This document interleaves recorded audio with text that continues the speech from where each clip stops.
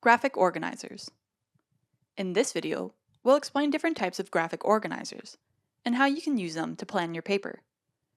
Graphic organizers are tools that can help you see connections and relationships visually, which makes them very useful for visual learners.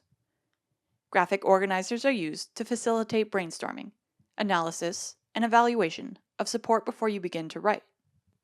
The type of graphic organizer that you will use will depend on what you want to do.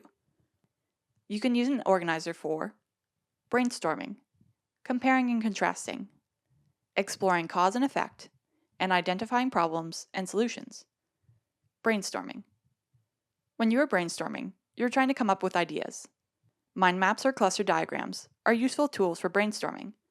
They can help you branch out from an idea or subject to related ideas or components of a subject. Comparing and contrasting. Comparing and contrasting two or more things can help you better understand ideas.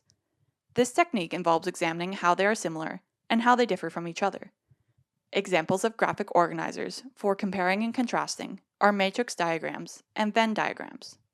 The matrix organizer helps you to organize your research findings based on similar points of comparison and enable you to note significant differences. The Venn diagram uses overlapping circles to categorize the similarities and differences of two or more things, such as two articles on the same subject.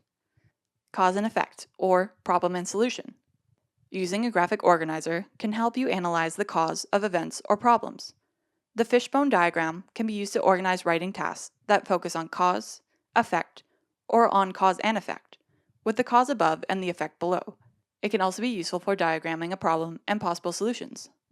You can use graphic organizers to help you plan your next paper, or use them to organize your own study notes. Thanks for watching.